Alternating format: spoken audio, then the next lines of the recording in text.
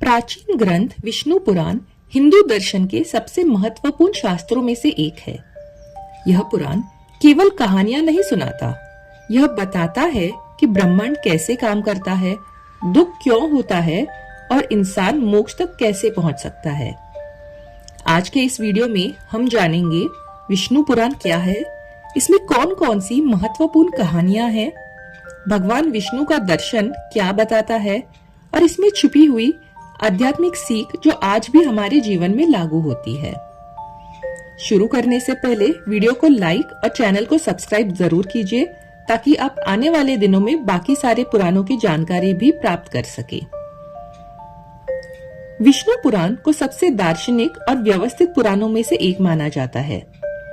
इस पुराण में लगभग 23,000 श्लोक हैं और इसे 6 भागों या अंश में बांटा गया है। अंश 1, सृष्टि की रचना।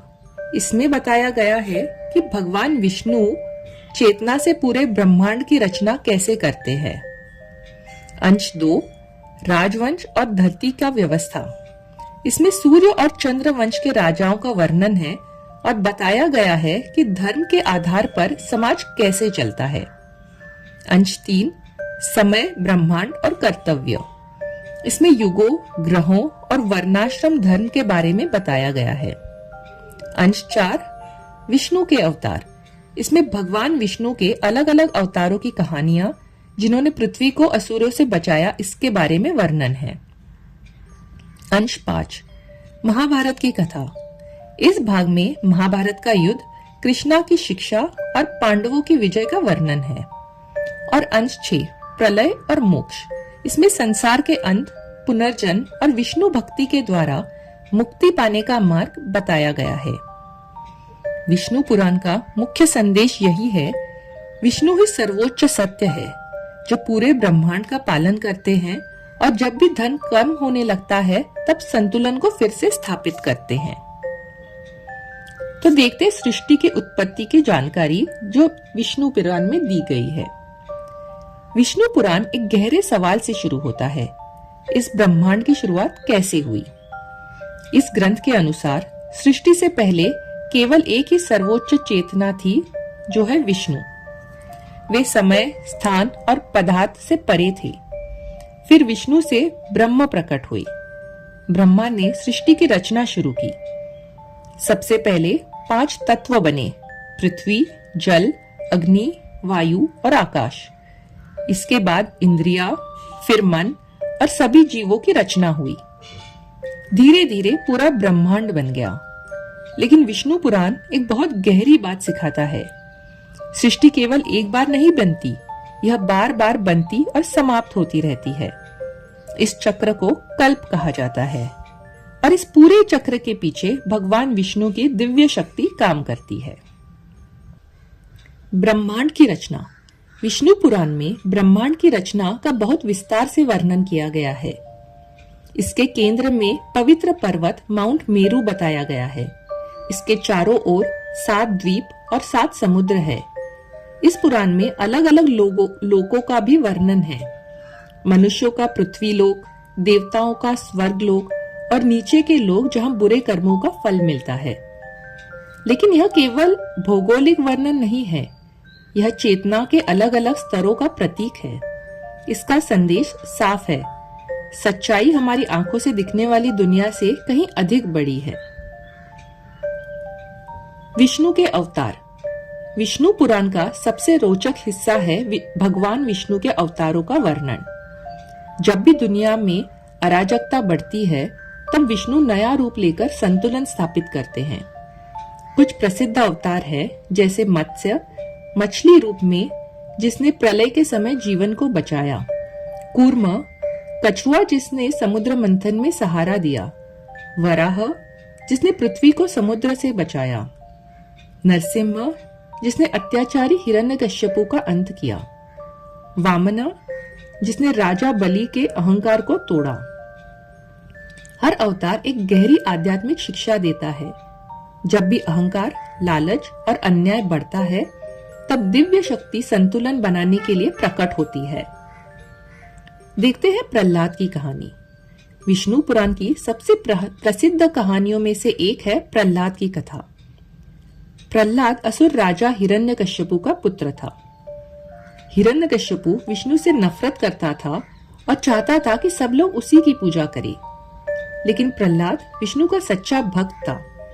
कितनी भी यातना दी गई, उसकी भक्ति कभी नहीं टूटी। आखिर में विष्णु ने नरसिंह रूप में प्रकट होकर अत्याचारी राजा का अंत कर दिया।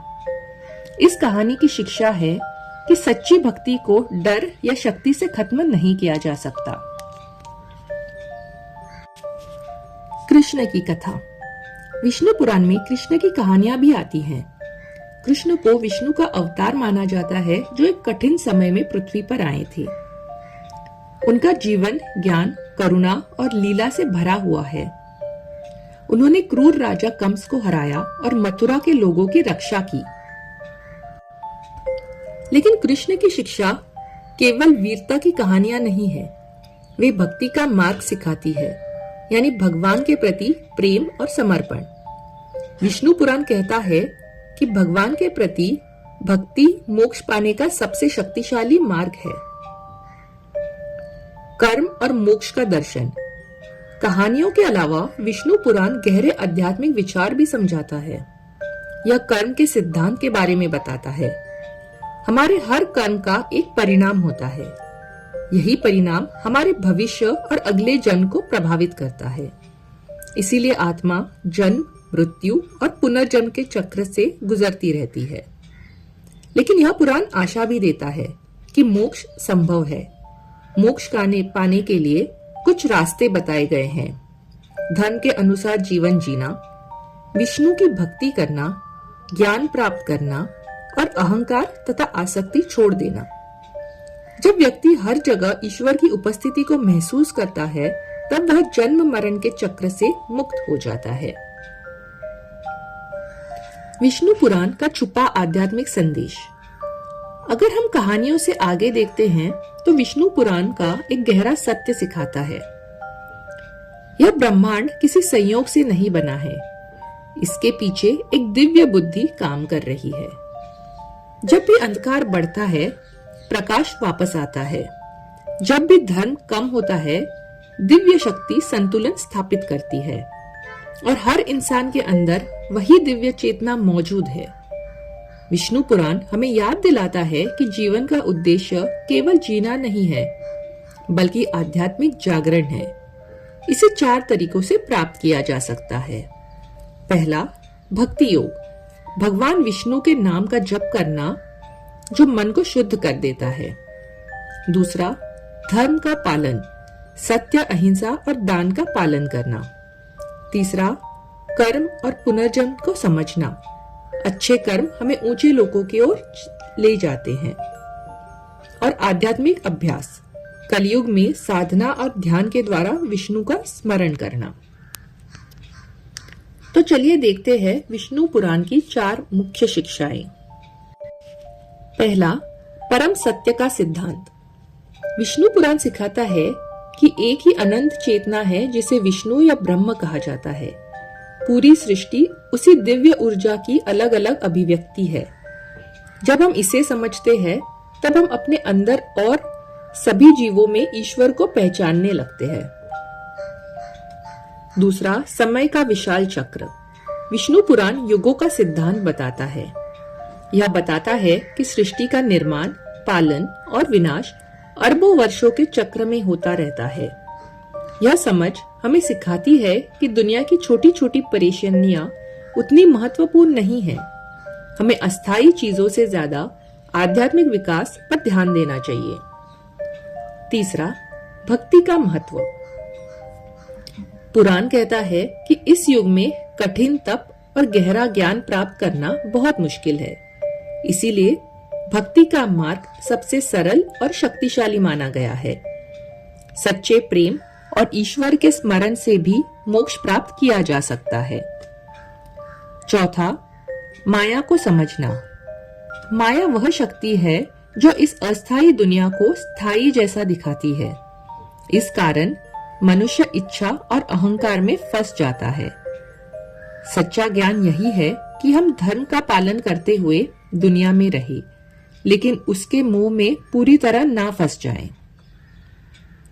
निष्कर्ष में विष्णु पुराण यही बताता है कि वो एक केवल प्राचीन ग्रंथ नहीं है। यह हमें समझाता है ब्रह्मांड कैसे काम करता है, कर्म का नियम क्या है, भगवान के अवतारों की भूमिका क्या है और मोक्ष पाने का क्या मार्ग है। यह हमें सिखाता है कि हर चीज में दिव्यता को देखें और जीवन को भक्ति के साथ जिएं। आज भी इसका संदेश उतना ही महत्वपूर्ण है। धर्म के अनुसार जीवन जियो, भक्ति करो और हर जगह ईश्वर की उपस्थिति को याद रखो। अगर आपको विष्णु पुराण के बारे में यह जानकारी पसंद आई तो कमेंट में जरूर बताइए और ये भी बताइए आप अगली बार किस प्राचीन ग्रंथ के बारे में जानना चाहेंगे। और अगर आपको प्राचीन ज्ञान, आध्यात्मिकता और पवित्र ग्रंथों के बारे में ऐसे वीडियो पसंद है तो चैनल को सब्सक्राइब जरूर करें, क्योंकि हर हफ्ते हम दुनिया की महान आध्यात्मिक परंपराओं की गहरी शिक्षाओं को समझते हैं। धन्यवाद।